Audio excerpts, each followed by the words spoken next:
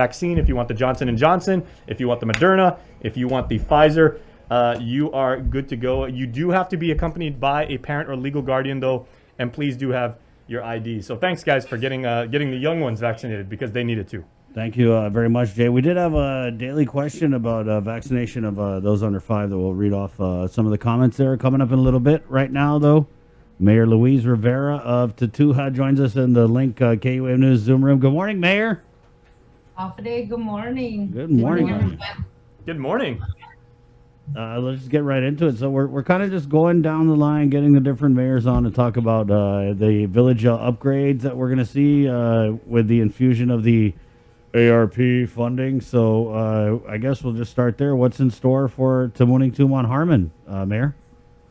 Oh, well, as you can see, a lot of road work needs to be done. All over the streets here in Tamuning, we have our secondary, tertiary roads also that are in need of major repair. So, even with like the number of residents that live in the area, there's many people that traverse through our streets. And so those are all, all in the planning. And we're really happy that funds are made available now, more to help us get these projects completed. Yeah, we know that there's a $17 million total, but that you guys are supposed to get $8 million off the bat. But I think Mayor Alligan said this week that Bria, I want to say he said they got $1 million. And then so when we were talking with a couple of the mayors yesterday, they said that they're getting 40,000 initially, right? So how about you? Well, so how that went with that, the 40-some thousand, that's, it was split across the board. That was the option that won. Majority rules. So everybody at each village got the same amount of money? Yes. During that vote, we were given the options to vote, and, the final tally was 12-11. So, it's going to be split like that across the board. You don't sound too happy about it. Well, I voted for the other option, because of the fact that, population-wise and our, we're bigger villages, we service a whole lot more. And so, we voted that way. It's just that, again, during the vote, majority won. So that's why we have to deal with what we got. But it's a lot more than what we were given in the past. And, so this is to help us. And either way, we're all one island community. And so, with our colleagues, we've been very blessed to be able to help one another, help each other out. So, we're okay with that. Was this vote yesterday during the meeting or before? The vote? Yeah, you mentioned. The vote took place during our last meeting. Not the one just yesterday. But Mayor, there's like 16 million more, right, that you guys are going to get in one way or another? Right. I know that there's still more funding that's going to be coming our way to help us with the different projects, all the things that need to be repaired, restored, and done. So, we look forward to that. And goes, to all areas that are needed. Have you guys gotten any money though out of that 1 million? Did you get your 40,000? I was told yesterday that it would be in our accounts real soon. So we're excited about that. And then also of course with the recycling, our purchase orders have come out. So there's a lot of work that it will continue. I mean, we're already doing the work, but having these things that are finally in place, the purchase orders are out, so a lot the people will see a lot of things moving, a lot of cleanup being done.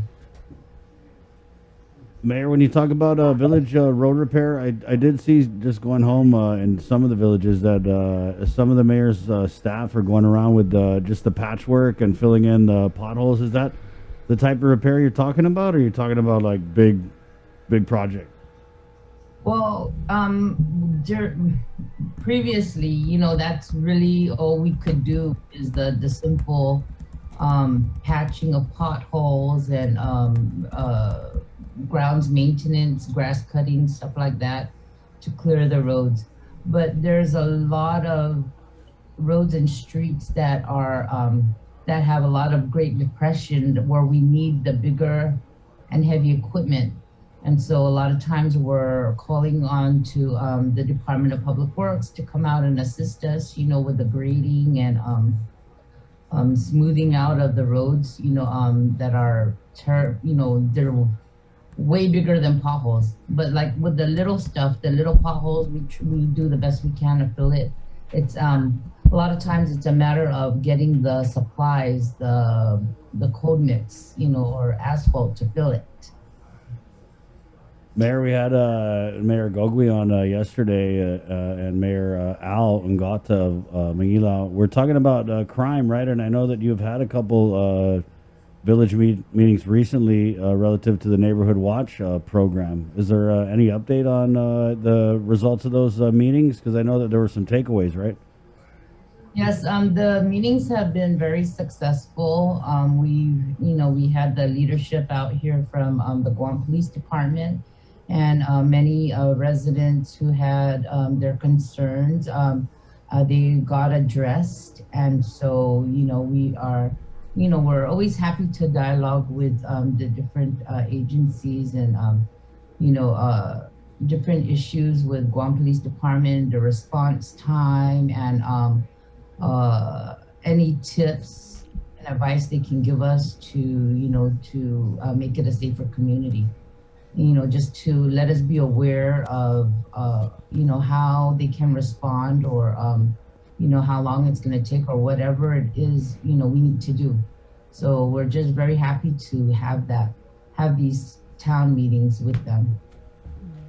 We had a resident call up, Bree, remember that yesterday? A lady called up and she said that it's so bad that when they do witness a crime or something, sometimes they don't call GPD because they're not going to show up, or by the time they show up, it's going to be too late. I've heard those type of concerns, and again, we try to to talk to them, to let them know that just to reach out to even myself, if you're not getting through to the Guam Police Department, they're also able to call me. I give out my cell number. I'm on the Neighborhood Watch. So they have direct contact to me if they're having any issues. So, we do what we can to get a hold of all the necessary personnel to make sure that these things are being addressed. I wanted to go back to the village repairs to the roads. Did you guys have to submit a list for that? For which roads? Because I thought there was already a list and there was already this plan like years ago for island-wide village street repairs. And it just kind of boggles my mind why, we're going to use these ARP money to fix village roads when, like I said, years ago there was already a plan to fix village roads. You're absolutely right. We had to submit in a list. My list has been submitted, and it's not all completed. But I know that I've been working very well with the Department of Public Works. They've come out to grade, roads until such time we can get the actual repaving done. So we'll continue to to submit our list. I mean, because sometimes with the change in leadership, there was different directors that went through, and then different personnel. People were retiring, people were going on medical leave. So we have to constantly, continue to follow up. Sounds like a hassle, Mayor. I mean, was it the same list? Probably, right? That was submitted more than a decade ago, probably. A lot of times too, streets do get repaired and then depression comes right back. And, so these are things that we just need to continue to monitor and follow up on. Yeah, I was just looking at audit here. Well, this is an old one. This is an audit from December 2017, and it's an audit of DPW. Bree, you got this one? Yeah, from 2009 to 2017. It's the Village Streets Management Strategy. Yeah, and apparently there wasn't really a strategy. Unsystematic pavement management system for village streets. This is some of the audit findings. No follow through with the village street management strategy. So yeah, the strategy was that there was basically no strategy. Yeah, that's why I'm just saying it's just would seem to me as a mayor, because you've been a mayor a while, that you've been talking about repairing village streets, submitted lists, years ago, and here we are. Is it maybe because Blue and Josh, their first term, maybe they're not really familiar with the process, so... We're just hoping that things get a lot better and, get done this time around. It's a new year. So we're hoping this is the year that all the magic happens. Oh, because it's election year. That's what you mean. Going to be a whole lot of hocus pocus.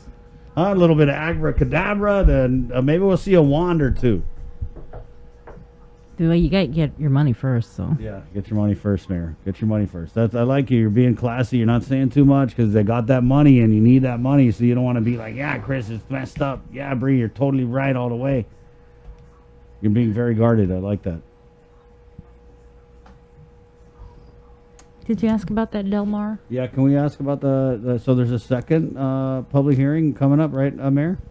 Yes, the Municipal Planning Council is required to host 2 public hearings. So this will be our second one. It's scheduled for Tuesday, February 8th at 6:00 p.m. We're doing it in face at the Tamuning Community Senior Center. Again, we ask that, those who need special accommodations to please call the mayor's office. They can call me personally. And then also we ask that, if you're feeling sick or, there's any issues, that you're having, please, you're welcome to submit your written testimony, or you can even just call me and talk to me about the issues that you're having in regards to the project. So that I can convey it to the Municipal Planning Council as well. And, we're also going to be doing a live stream on our Facebook page, Tamuning Mayor's Office Facebook page. Mm-hmm. This is, again, a public hearing where, people that need us to hear what their concerns are, this is the time to bring it to us. And also the final decision is made at the Guam Land Use Commission meeting. Mm-hmm. And it will be a hybrid commission meeting. Anything, I believe, over 3 million is supposed to go hybrid, where the mayor of the village needs to be present together with the neighboring mayors of the neighboring village. The members of the commission and then the mayors, they consist of the hybrid, and that's where the final vote will be made. Did you get a lot of testimony in the first public hearing, Mayor? We got a few. There were many people. I think it was well attended, but people were getting their points across. What their concerns were, and we're listening. We're here to listen. And, to also, we have to fulfill our requirement of the Municipal Planning Council presenting a resolution to the Guam Land Use Commission. whether we are in favor of the project or not approving it. And again, if you could just let our listeners, viewers know exactly what this Vista Del Mar project is regarding the hotel. Yes. Okay. So there's a tentative. It's I'm sorry.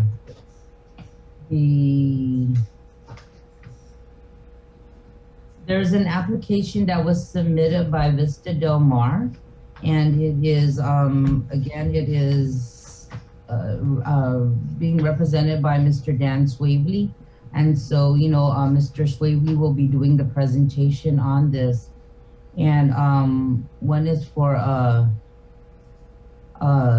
zone variant for height because they want to construct a 26-story building structure.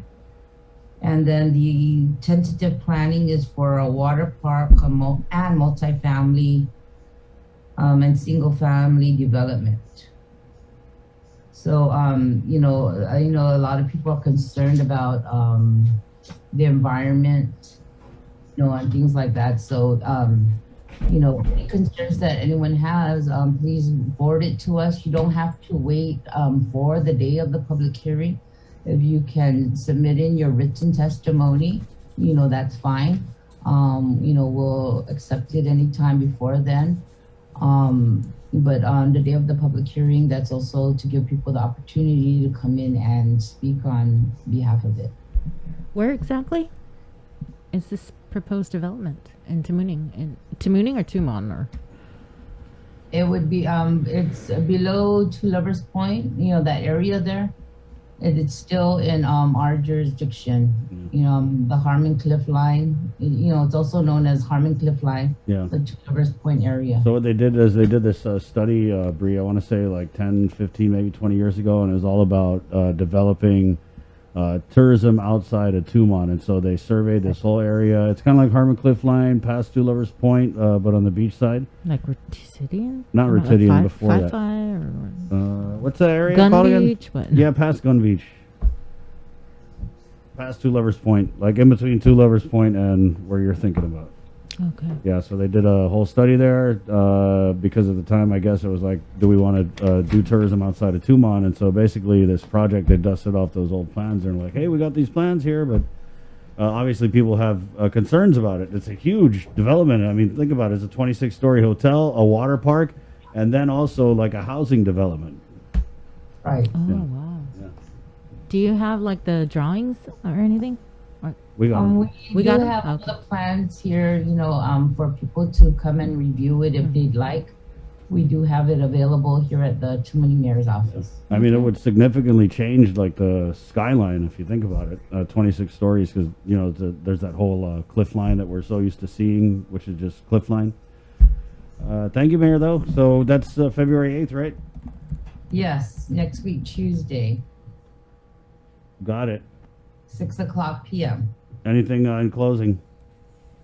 Okay, and right now we have maintenance work being done on Epal Road. Right now, it started since 6:00 this morning. So just to make the motorists be aware, we apologize for the inconvenience, but maintenance needs to be done there. So it's going to be closed for a few hours. Hopefully, it'll be opened up real soon. So as soon as the work is done, they'll open it. Okay, but so everyone just stay safe, and even with our office, we have window service going on. If there's any need for anything, you may call or email us, and we just ask everybody to stay safe and be careful out there. You too, Mayor. You be Thanks, careful, Mayor. okay? Stay healthy. Stay healthy. Thank you, Mayor. Okay, thank you. Good luck with your money. Get it, girl. 7:15. Hope Mayor you get Louise. it Yep, real sweetheart. soon.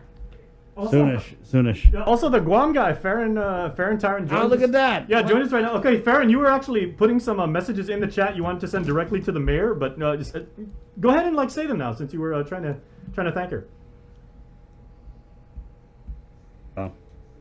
You mentioned earlier in the chat that you give out your own phone number, your cell phone number, and I can personally vouch for that because I messaged you on WhatsApp when my friends and I cleaned a cliff at Oka and just last weekend. So you let us use your dumpsters and we really appreciate it. So I don't have to bring it home and throw it in my own dumpster or to the transfer station or whatever. So I just wanted to say hi and introduce myself and thank you.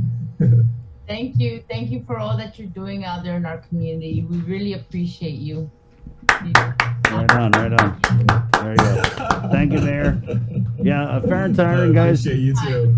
If you follow the show, we've been bringing him on the show. He's got a great Instagram at the Guam guy, and I don't know. I kind of call it like adventure eco-environmentalism because he does crazy cool videos like rappelling down the cliff in Jonestown to do cleanups. I know he was one of the first on the scene at Marble Cave. And so I'm kind of thinking about this. Right, the oil spill. I'm kind of thinking about this, Jay. We thought it would be a really good fit to give him a podcast and put him on the KUAM Podcast Network. Absolutely. So, Farron, of course, is with us now. And, Farron, we kind of, like, when I was writing the caption for your podcast yesterday, like, and again, just based on, the videos that you've done,